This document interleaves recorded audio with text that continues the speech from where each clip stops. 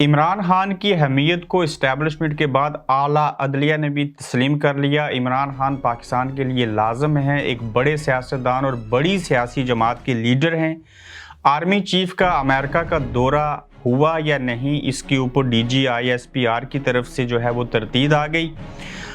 तमाम कोशिशें नाकाम, आलमी बरादरी मौजूदा हुकूमत पर भरोसा करने को बिल्कुल तैयार क्यों नहीं।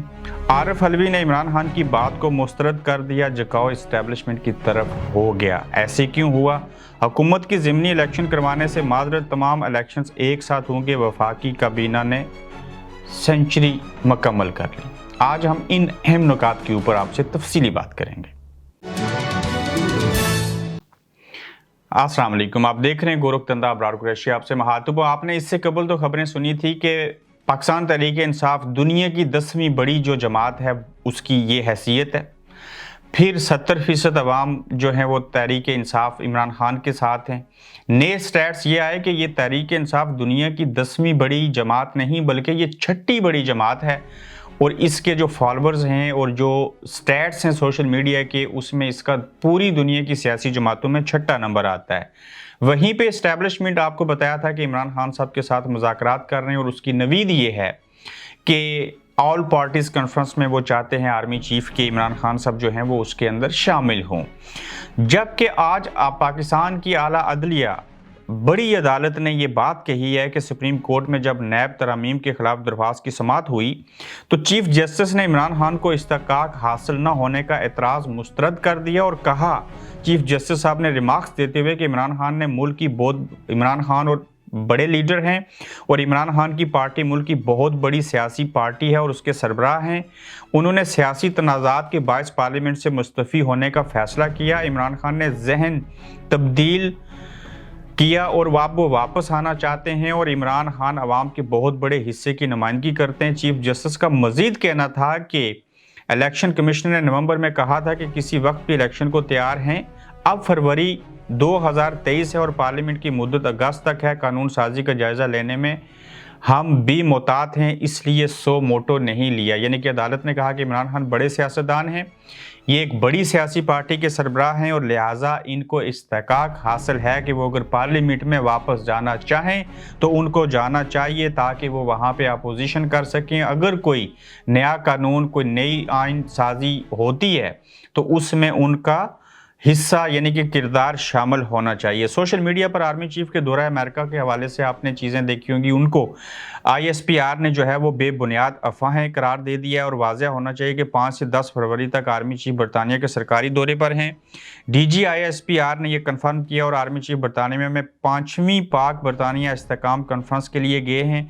ये कॉन्फ्रेंस दोनों ममालिक में फ़ौजी तावन के लिए साल में 2 बार होती है, और DGISPR की तरफ से ये भी कहा गया कि 2016 से अस्करी क़यादत कॉन्फ्रेंस में शिरकत कर रही है, और मुल्क के आर्मी चीफ जो हैं वो अमेरिका नहीं गए।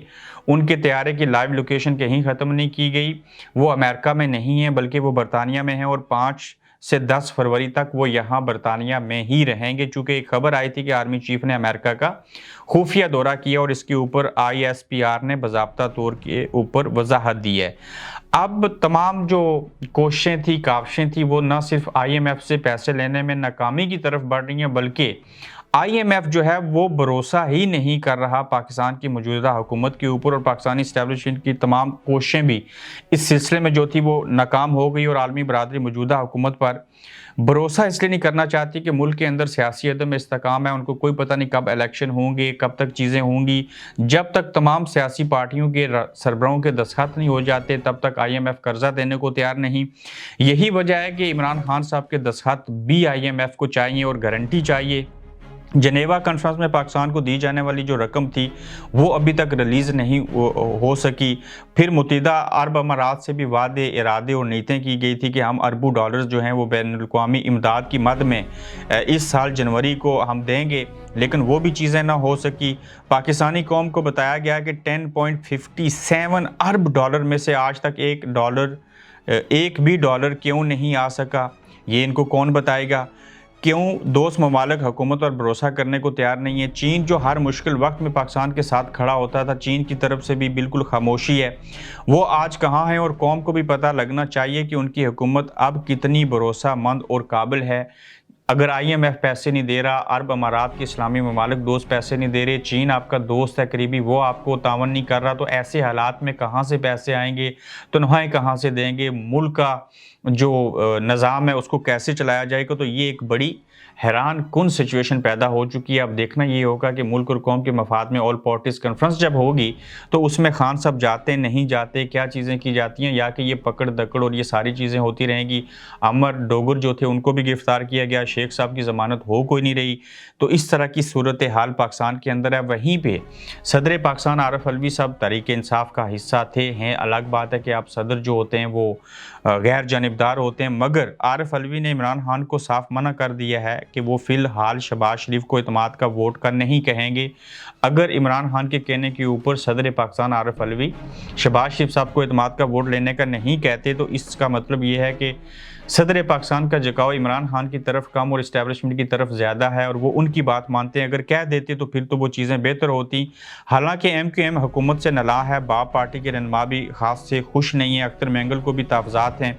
ऐसे में शहबाज शरीफ का एतमाद का वोट लेना मुश्किल हो सकता था, मगर सदर पाकिस्तान ऐसा कुछ नहीं कहेंगे शहबाज शरीफ साहब को इत्मीनान का वोट लेने के हवाले से। अब इमरान खान के लिए आसानी हो सकती है, लेकिन आरिफ अलवी फ़िलहाल इमरान खान की बात मानने के मूड में नहीं है। लेकिन वो आसानी इत्मीनान का वोट कहते तो हो सकती थी, लेकिन इत्मीनान का वोट लेने का ऐसे सदर पाकिस्तान वज़ीर आज़म पाकिस्तान को नहीं कहेंगे। हुकूमत के ज़िमनी इलेक्शन करवाने से माजरत और तमाम इलेक्शन वो चाहते हैं कि हम एक साथ करवाएँ।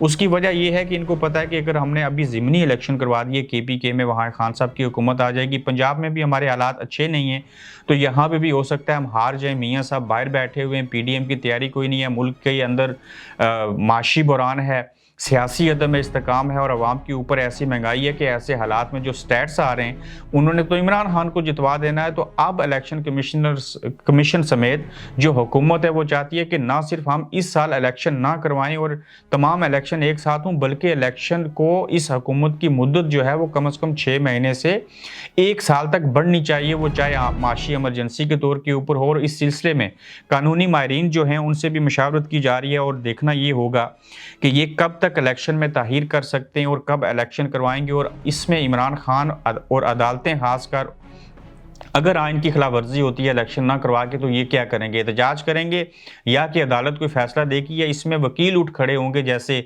सुप्रीम कोर्ट बार के जो सदर हैं, शोएब आई थिंक उनका नाम है, वो कह रहे थे कि मैं खुद इस चीज़ को चैलेंज करूंगा और मुझे कहा गया है कि आप इसको चैलेंज करें और एक रिट पिटिशन जो है वो दायर की जाए ताकि आइन की खिलाफ वर्जी ना हो और इलेक्शन जो है वो बर वक्त हो जाए। फिर आप हैरत ज़दा होंगे कि एक तरफ ये जो हुकूमत है इसके पास पैसे कोई नहीं है चीज़ें ख़रीदने के लिए, जो बैरूनी दुनिया से सामान आता है शिप के ज़रिए उनको रिलीज़ कराने के लिए रकम कोई नहीं है, पेट्रोल और डीज़ल ख़रीदने के लिए पैसे नहीं बचेंगे, गैस के हवाले से चीज़ें हैं, इनको मज़ीद महंगा भी करना है, IMF से पैसे मिल कोई नहीं रहे, लेकिन इनके अपने प्रोटोकॉल जारी हैं और इन्होंने वफाकी काबीना की सेंचुरी बना दी है और तकरीबन 100 के करीब इन्होंने वफाकी काबीना के अंदर जो वज़ीर आज़म के मामनीन खुसूसी, वफाकी वज़ीर और बाकी लोगों को रख के वज़ीर आज़म ने 5 नए मामनीन खुसूसी की तैनाती का नोटिफिकेशन जारी कर दिया और ये वफाकी मिनिस्टर के बराबर मराहत लेते हैं और आवाम पिस रही है महंगाई की चक्की में। इनकी बिजली भी फ्री है, इनका पेट्रोल भी फ्री है, इनको तनख्वाह भी मिलती है, इनको TADA भी मिलते हैं। जो फ़ायदे ये अपने लिए लेते हैं, ये सियासतदानों के ऊपर मैं हैरान हूँ कि यही बातें, यही फ़वाइद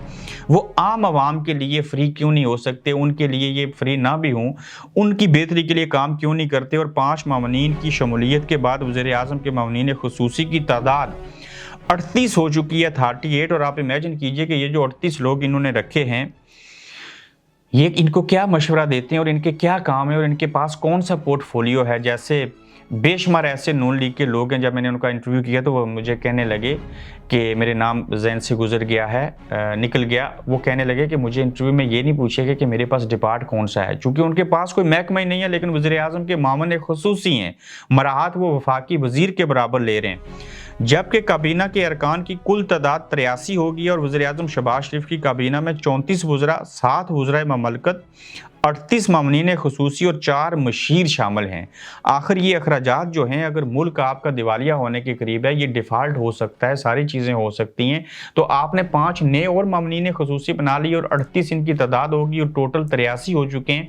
तो कैसे हम मान लें कि आप अपने कपड़े बेचेंगे और आवाम की जो मुश्किलात हैं उनको हल करेंगे। एक तरफ ये हालात हैं और दूसरी तरफ आप मामनीन खुसूसी, मशीर, वज़ीर और सारी चीज़ें करते जा रहे हैं, तो आपको जवाबदेह होना पड़ेगा। और देखना ये होगा कि IMF से ये कैसे नबर्द आज़मा होते हैं। और अदालत अगर कहती है कि इमरान खान बड़ी जमात के सरबराह हैं, बड़े सियासी लीडर हैं, उनका इस्तेकाक बनता है कि वो पार्लियामेंट के अंदर रहें। जिस तरह से 43 लोगों के इस्तीफ़े जो थे उनको वापस ले लिया गया कि इनकी मंजूरी नहीं होनी चाहिए। तो अगले एपिसोड में इससे भी अहम खबरों के साथ आपकी खिदमत में हाजिर होंगे। अपना ख्याल रखिएगा, अपना फीडबैक दीजिएगा। अल्लाह हाफिज़। आप देख रहे हैं गोरखधंधा अब्रार कुरैशी के साथ।